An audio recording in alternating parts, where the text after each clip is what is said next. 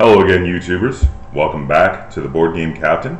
I'm your host, the Board Game Captain, and today I'm going to be reviewing and showing you how to play Mystic Vale.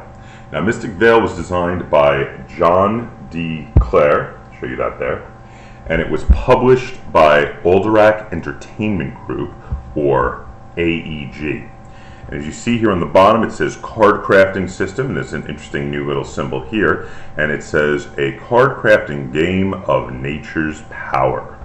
Now, a card crafting game of nature's power is a reference both to the mechanics of the game and the theme. The theme of this game is that it is, we are druids, and we are attempting to revitalize the land after it's been corrupted.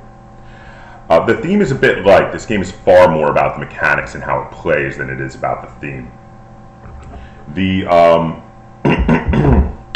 The game is a 2 to 4 player card crafting game. It is intended for ages 14 and up on the box, and it says that it should take you about 45 minutes to play. Now, I've played this game at 2 players and I've played it at 4 players. I haven't yet played it at 3, but I've played it a few times each at 2 and 4 players, and I have to say that this is one of those games where 2 players is a viable number of players. There are many games where they will say 2 to 4 players, but then you play the game and you're like, yeah, this game should really only be played at 3 or 4 players because they just shove the 2 players on there so that you feel it could be a 2-player game and they want to sell more copies of it to you. But a lot of times when they do that, you play it at 2 players and you feel that it's really missing something that you get from the 3 or 4 players. This is not the case with this game. This game is great as a 2-player game, so I did want to emphasize that. Then the 14 and up seems like a bit of an overestimate. The game has a lot of things to keep track of, but it's not overly complex. I feel like an advanced 12-year-old would get this game, but maybe have to play it through a few times before getting all the nuances of it. So that being said, I think it could be a little younger. I think it could be a 12 or 13 up. 14 up seems like someone who would be able to get the game right away after a single play of it. So like I say, it just might take a little longer for someone under that age, but I think it's totally feasible. And for the 45-minute estimate, that's really an estimate for a 3 to 4 player game, it seems to me. 2-player games, especially after you've played it once or twice, are quite a bit quicker. They're more like half an hour, sometimes even less than that, especially once you get into the flow of things. There's actually part of the things you're able to do that you can do on your opponent's turn while prepping for your turn, and they can make turns go by very quickly, which I'm going to show you when I'm showing you how to play the game. So now, I want to talk a little bit before I show you the components about what a card crafting game is, because this is a brand new concept. And I know we often say that there's nothing new under the sun, and most games are really mechanics that have already existed and have been in other games, but just reorganized in new combinations and presented in new ways. And this does have some older mechanics. For instance, this game has a press your luck element to it, which most of us have probably seen press your luck games before. But it's not the main element. The main element of this game is that it is a card crafting game. Now, it's very obvious, as you'll see when I'm showing you how this game plays, that the card crafting mechanic has evolved out of the deck building mechanic. But it's a new mechanic. It's different. The game starts you with a 20-card deck, and then you, through the game, will alter those 20 cards. Instead of buying new cards for your deck, you actually you buy parts of cards to change the cards that you already have in there. Your deck will never have more or less than 20 cards. It's always going to be exactly 20 cards. So there are 4 starting decks. They have different colors on the back. I'm going to show you a couple of colors right here. That is the blue starting deck, and here is the back for, whoops, I have it upside down, the red starting deck. Now they have a different symbol and a different color, so they're easily discernible from the backs of the cards. Now this is the first component I want to show you. You get your 20 cards, and on the front of the cards, some of them are blank. Others will have a single strip of the 3 possible strips that is occupied, and that's because those other strips are for the things you get to alter. Now these cards are in plastic sleeves, which I have put them in there. It came with the plastic sleeves and instructed you to do so. And you can slide the clear plastic cards, which are part of the game I'm going to show you in a moment, into here to build cards to your specifications that will do what you want them to do when they come up. So here's another card to show you. So it's a pretty interesting mechanic I'm going to be teaching you all about it. Now here is the rule book, nice big rule book, full color, and lots of big diagrams. I love it when they show you in full detail, in large pictures, how things should be set up, how things work. This is great. It really helps when learning. The rulebook is very clear. I like that a lot. It also comes with this nice little sheet here. It's a single sheet that tells you about these interesting plastic cards and the fact that they come with a clear, thin plastic coating on them. It says, don't try to peel them off right away. Play the game a few times and they'll start peeling up in the corners. When you see that as you're playing, just pull them off and you can chuck the plastic coating. It was just for the way they're manufactured. And it's good advice because it's too hard to pull them up in the beginning. Just let them peel up on their own and then pull them off, and it's no big deal actually at all. Now, the next kind of component I want to show you are these cardboard punch-out discs. On one side, they have the bright blue but larger than normal symbol for the main currency in this game, which is mana. And on the other side, they turn that grayish, but one of them has that sunburst or starburst pattern right there. And that is because the first thing you do in the game when setting up before playing is you shuffle all these with the gray side face down, or rather you shuffle a number of them equal to the number of people that are playing, but you have to make sure that the starburst symbol is one of the ones in there. Then everybody picks one, and whoever winds up with the starburst symbol is going to be the first player. These then have a second mechanic that they get to use to give you a bonus mana after a turn in which you have gone over on the press your luck portion. So when you go over, you miss a big section of your turn, and then in the next turn you get a bonus mana by having this flipped face up as a bit of a consolation for the fact that you just pressed your luck too far. Next, I want to show you the counters they have for points. They look like gemstones. This is a single point. And then this one, very easily discernible from the other by the fact that it's larger and has a big number 5 on it, is 5 points. Let me show you the comparative size here. As you can see, it's much bigger than the single point, so you can find it by touch or sight very easy. Now, they have these other variety of cards that do not go into your card constructing. This is a separate mechanic, if you will. These are called Vale cards. This is the back of the level 1 Vale cards. They have a little Roman numeral 1 in each corner. And this is the Vale level 2 cards. Different tree, different Roman numeral, obviously. Now the cards, here's some of the level 1 cards. Nice color pictures here. And you have up here some symbols that are their costs to purchase. And then sometimes they'll have abilities down here, or sometimes they'll have victory points listed down at the bottom, either with or without an ability. These are cards that you can purchase during the game to gain victory points or to gain abilities that you can use once each turn from then on. They don't become part of your deck, they just sit in front of you and you can use them again and again. Now the level 2 cards are the same kind of structure, but they're more expensive. As you can see, this one has 4 symbols there for cost, but then it's worth 3 victory points, unlike that other one that I showed you that was worth only 1 victory point. This one has a lot more symbols and it's worth 7 victory points. And then some of them, of course, have special abilities instead of being worth victory points, or in addition to being worth victory points. Now, the main component of this game is the clear plastic cards. So let's look at some of those, shall we?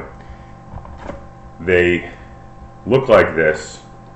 They're clear, they're plastic, and on the correct side, you have a single strip going across one of the sections that will be able to be added to one of your cards. You've got how much it costs to buy this, you've got a picture, and you've got things it gives you.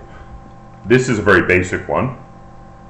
This is one that you can always buy throughout, as long as it has a pile specifically of them for them in different places. It just allows you to add the 1 mana every time that particular card is played. And then of course there are much more complicated ones, more advanced ones. There are level 1, level 2, and level 3 of these. And again, they have 1 strip across somewhere. They give abilities, sometimes on the card, sometimes, though they give vertical abilities. Let me just find one of those to show you, that go down the side of the card. There's a vertical ability there, that strip going down the side. And you purchase these, put them into the slips of the cards that you just played to purchase them, so that the next time they come up from your deck, that card will have additional resources to give you, or additional abilities to be played. So let's go, and I'm going to show you how to play this game now without any further ado. And then we'll come back and I'll give you my review and we'll get a second opinion from Len. Okay, so here we see a setup for a game of Mystic Vale for 2 players. Now, because I already showed you the decks of the red cards and the blue cards, I decided to set this game up with the green cards and the yellow cards. You can see them here. Here's the yellow deck, and over here is the green deck. Now, each of those players have been given a face-down one of the mana tokens, which we don't know which is which yet. That will tell us who's going to go first. Over here you have the victory point tokens. For a 2-player game, you count out a total of 23 victory points. Over here is the deck of fertile soil cards. Now, fertile soil cards are placed face up, and they appear in all 3 possible strips, and when buying them, which you can buy them all game until they run out, fertile soil cards cost 2 mana to purchase, and you can go through the deck and find the one that's in the right strip that you want. Next to the fertile soil cards, we have a deck of level 1, a deck of level 2, and a deck of level 3 cards. Now, you deal a draw of 3 cards out next to them, and you use all of the level 2 and level 3 cards that are in the box, but depending on how many players you're playing, the book instructs you how many cards to make the level 1 deck out of. In this case, for a 2-player game, you make it out of 12 cards. When you run out of level 1s, you replace their draw with level 2 cards over here, and if you run out of level 2 cards, you can replace both draws with level 3 cards as you're refilling them. Above all of these, you have Vale cards, level 1 deck and level 2 deck, and each one has a 4-card draw, again face up so you can see them, and you immediately also replace those as they are purchased. So the next thing we would do in the setup, and I wanted to show this portion of the setup, is we set up the field. So the way you set up the field is you take the top card of your deck and you flip it face up on the deck. Then, as long as you do not have a total of 3 corruption tokens in your field and on the top of your deck combined, you move this off to here and keep fanning them out. So next one, now here is a corruption token. There's a little red circle with the withered tree on it. That is a corruption token. So that is yellow's first corruption token. No corruption tokens on that card. We keep going. Keep going. Ooh, yellow has a good first hand. Second corruption token.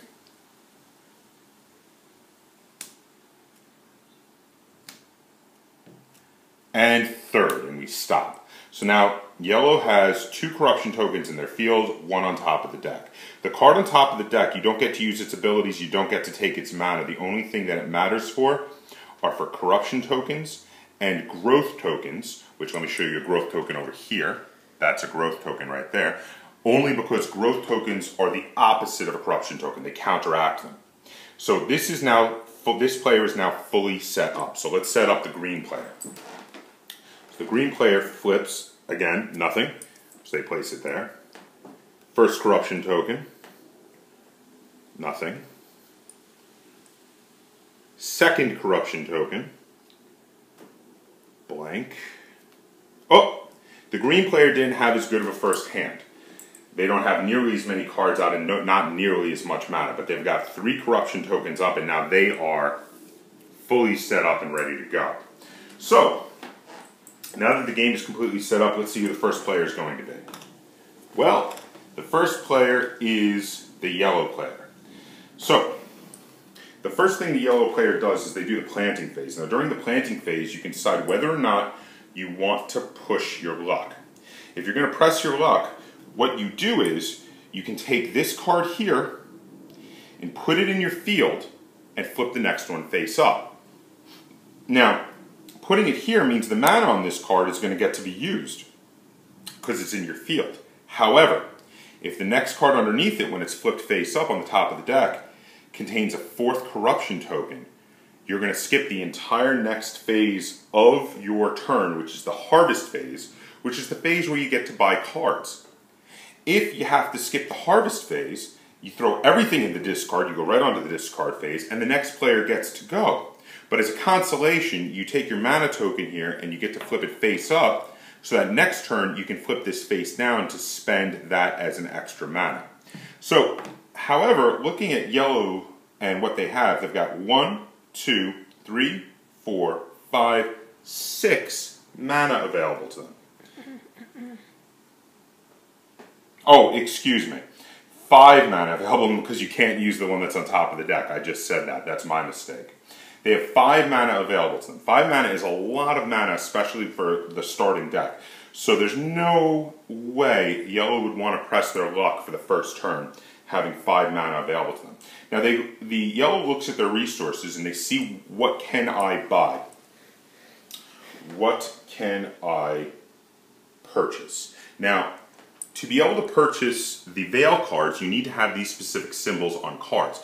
None of those symbols are in the starting deck. Those are going to be added to your deck through card parts that you purchase. So yellow cannot buy any of those. But yellow can buy some of these nice little upgrades. So over here, yellow is going to take a look around and they've got 5. Now you can purchase up to 2 of these upgrade cards and up to 2 of the Vale cards combined every turn. So with their 5 available to them, yellow decides they're going to spend 3 to purchase a Deadwood Harvester. As you see here, it has a 3 right there. That's its cost. And they're going to purchase also a Fertile Soil, since that costs 2. That is their 2 cards they're going to purchase. And that's all they're going to do. They're going to then move on to their discard phase. So, they replace the purchased card there from the level 1 stack, and they're going to slide these cards into the cards here. So now there are different philosophies about how you might want to do this, about do you want to put them in blank cards or do you want to up their abilities in the cards that already have negatives on them. I do generally like, it's important to keep some spots open so you always have a place to purchase things and put them, but I do generally early on like to make the cards with the corruption on them better. So in this case, when this card comes up, if this is the last card I get to pull out into my field before suddenly I'm not able to draw any more cards, at least this card is worth 2 mana, not 1 anymore. So it does improve it. And the other card got a special ability. So now this is all discarded here, and we move on to the green player who's going to go next. However, while the green player is going, what we did to set up the deck is done again by the yellow player. So this happens simultaneously while the green player is going to save time. So the yellow player pulls this off, puts it here, flips up the next card to look, whoops, they got another corruption, pulls the next one up, oh, it's a 3rd corruption. So that's all they have there, and then they'll decide if they want to press their luck later. Now, as a very important note, and the book reminds you of this in the rule book, it lets you know, be careful not to put 2 corruption on 1 card, because if you do that, you have a darn good chance of going over just when setting up your cards, if that card were to come up after there's already corruption out there. Excuse me, after there's already 2 corruption out there.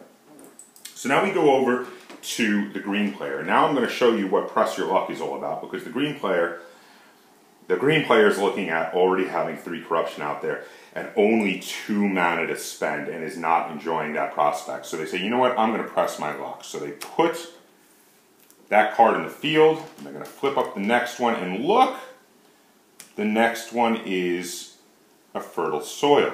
So now it's getting a little risky. Should the green player press their luck a little more and get a 4th mana? They're going to do it. They're going to press their luck a little more, and it paid off.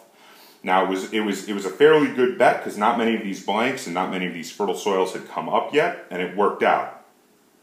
Now if they had accidentally had another corruption come up, then they would have skipped their buying phase, would have flipped this face up again so that at the next turn they would have an extra mana and they would have just discarded everything. But as it is, they managed to get 4 mana to spend.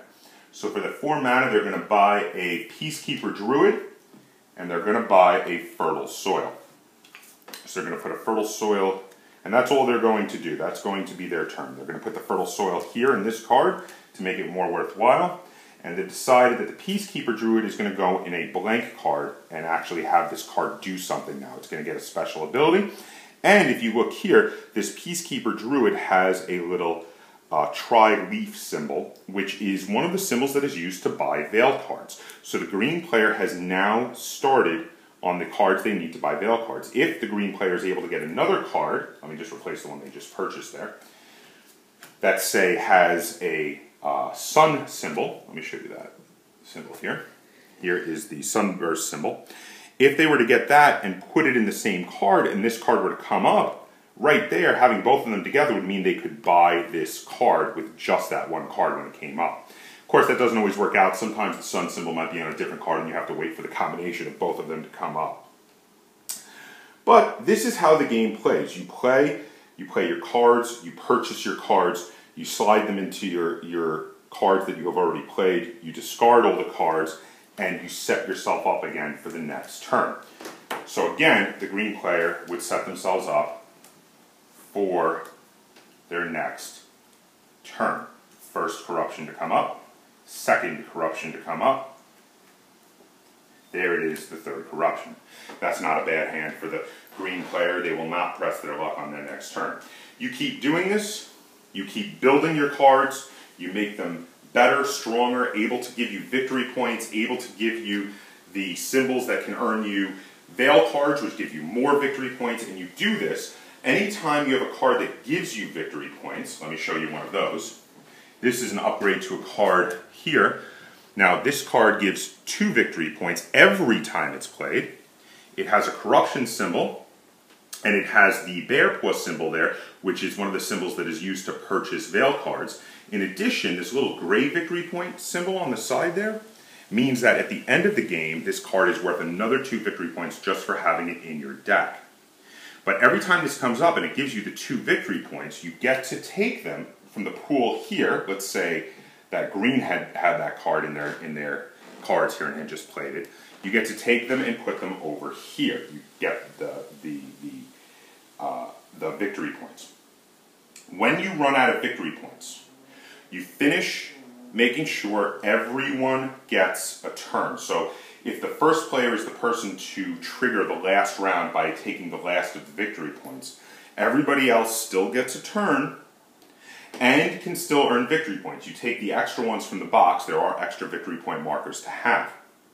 At the end of the game, you count up the victory points you've earned from the tokens, plus the victory points, the little gray symbol victory points like the one I showed you on that card there, in your deck, and whoever has the most victory points wins. And that's how you play a game of Mystic Vale. Now before we move on, I just want to show you a few of the abilities, the kinds of things you can expect to come up on cards. So now this one, yellow had put it in its deck. Another one happened to come up, the Deadwood Harvester. Now the Deadwood Harvester has no resources it gives you, but it has an ability that says, when played, you may discard any other card in your field. Now this is an interesting ability, because if this is in your deck, when it comes up in the when played portion, you can put it in your field, It's now been played, and you can choose to discard one of the cards in your field. So if you want to keep going and you want to get rid of one of the cards with corruption, that's something you can do. And then you can keep going. So that is an ability for when played. When played actually happens when you're drawing them out like that and putting them in the field. Other abilities are ongoing. This one here has an ongoing ability. It says cancel all but one corruption on this card. Now this ability is very interesting because if you were to take this ability and you were to say put it in this cursed land card, and then you were to purchase that hawk I showed you earlier, which had lots of cool abilities but also had another corruption. That one would fit on that card. Give me a moment, I'll find one that does.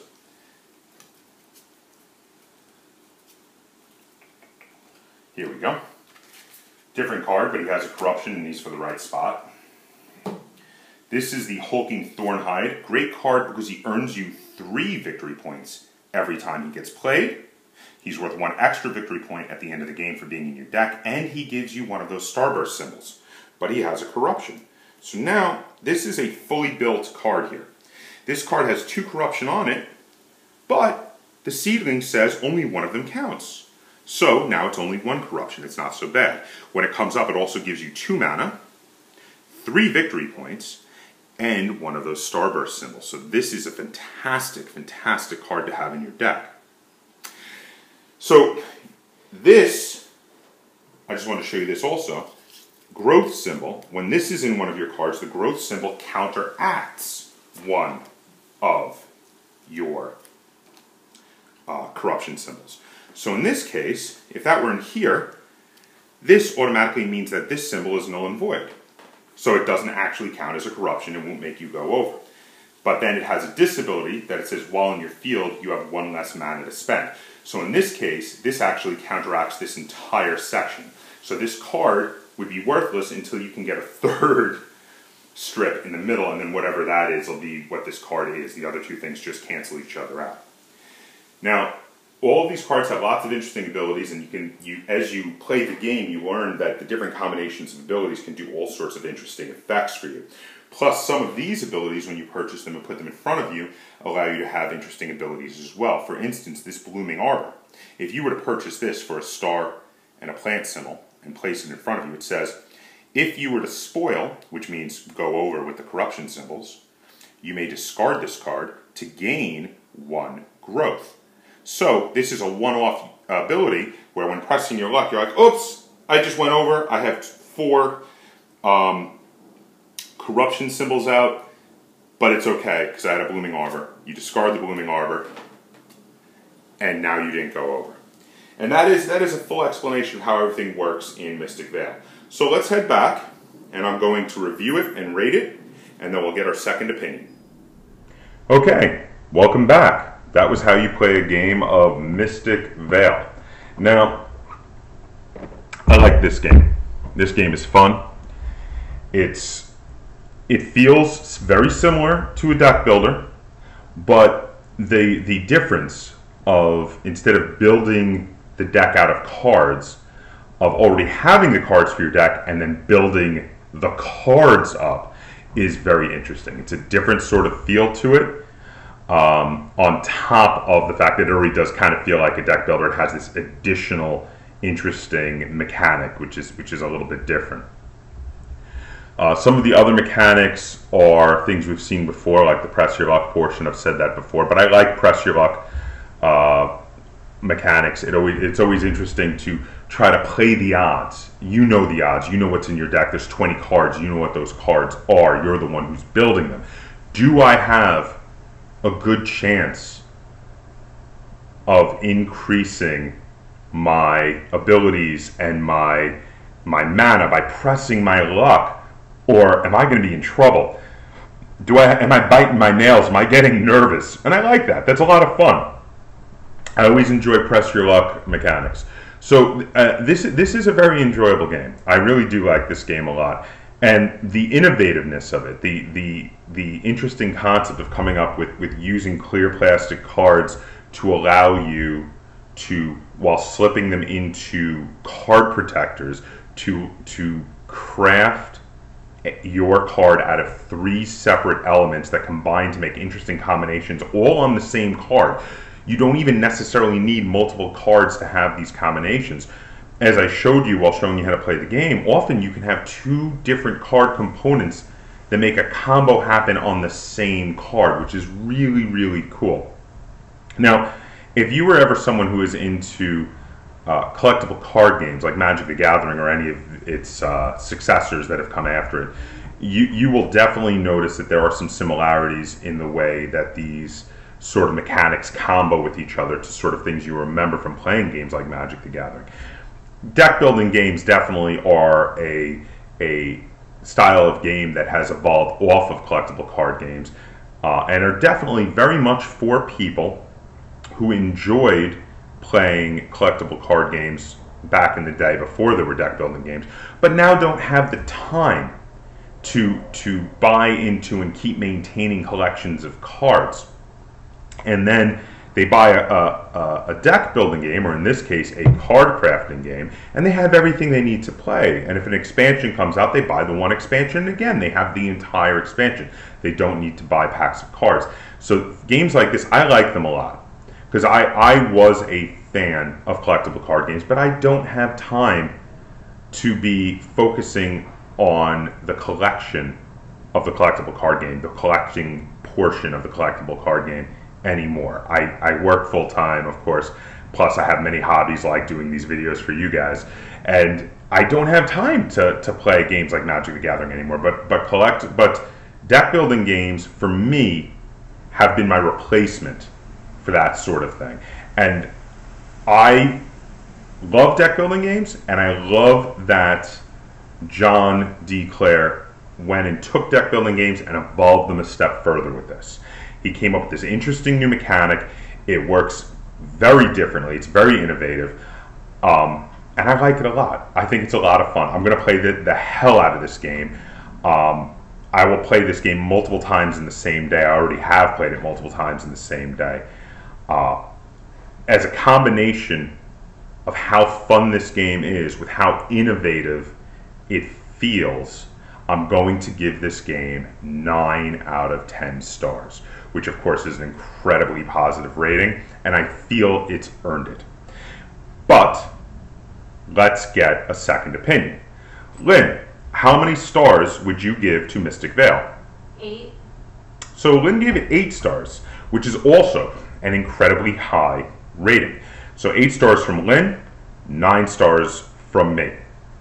If you like deck building games, if you were a fan of collectible card games, if you liked both, this is a great game to try. You should try this game.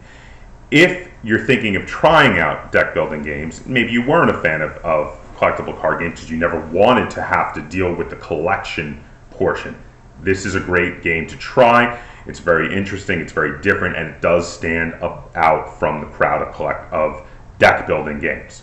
So I would recommend this game to you. There you have it. 9 stars from me, 8 stars from Lynn.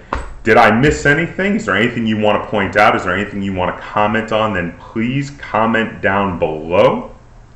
And as always, if you would like to see more videos like this, please, please, please like, share, and subscribe. And until next time, game on.